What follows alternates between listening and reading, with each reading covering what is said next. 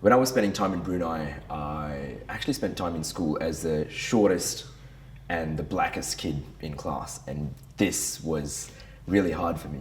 Not only in Brunei, but through all my schooling years, I was the shortest and the darkest kid.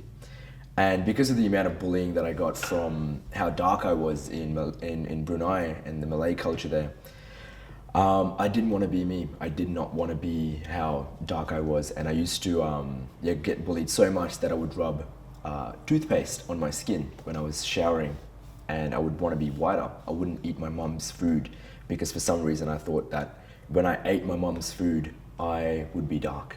And I denied my last name, Karanagaran. I didn't want to be a part of the Indian culture. And I was brought up that way for 11 years. And when I came to India, by circumstance, I then moved into the land where I'm from. And here I was fully accepted. I was fully loved.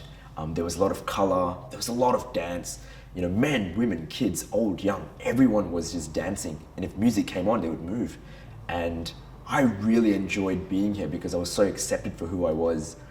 And from here, I then got moved to Australia, all the way to Karatha. And yeah, this place was just, it smelt different people. And I've already learned how to speak Tamil is my mother tongue, and then Malay, which is Brunei. And then English was something that I knew, but never had the chance to fully speak all the time. So when I came to Australia, yeah, people were like, "G'day, mate, how you going?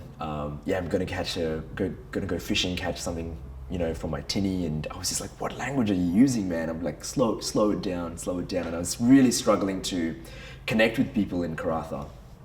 And yeah, since I saw everyone so far away with what they spoke, the only people that I could really connect with were a bunch of New Zealand brothers. These guys were amazing. They just embraced me. They, they call me bro, and they're like, "Oh, chill, bro, come hang out with us, G." And they would be dancing during recess and lunchtime. And at that time, we had these phones where you can play music out of your phone. Sony Express. And they would be playing the hottest hits, recess and lunch, and they would like cup their phones, you know, so it makes it a little bit louder, and they would be dancing.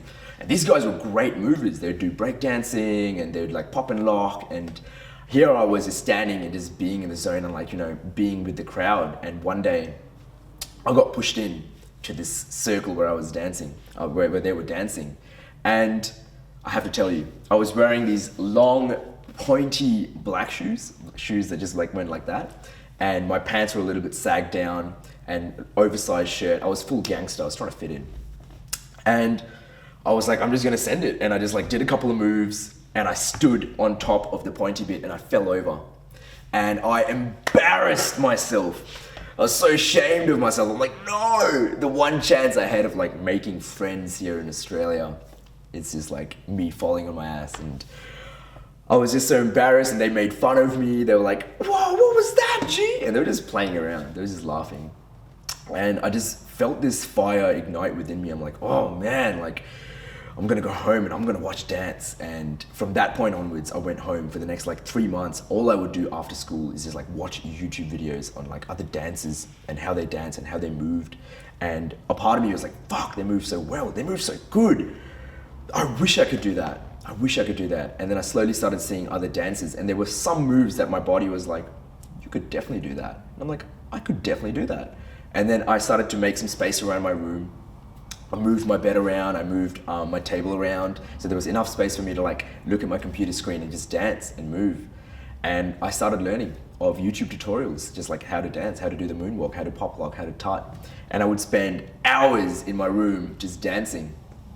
And I think the term finished, and there was a holiday, and everyone's, you know, back to school, looking fresh, looking good. The brothers were there as well, and they were like, "Oh, gee, do you want to dance?" And I was like, "Yeah, okay, I'll come and dance." And secretly, I prepared a whole, you know, sequence of moves. And they played a song, and they were all dancing and rapping, and I just jumped in. And I remember just throwing down a few moves. It was just a very short amount of moves, and I just like stopped and posed, and the whole like circle just blew up. They're like, "Oh!" There was one dude who ran around the circle. He's just going, "Oh shit!" And I remember seeing him run around and seeing like all the brothers just like around me, just like hyped in so much hype. And in that moment, I just felt like that was my home. That was where I belonged, in that space, in that hype, in dance. And when I felt that, ever since then, I've just hung on to that feeling and danced. And from that point onwards, every time I stepped into dance, my life has always just expanded.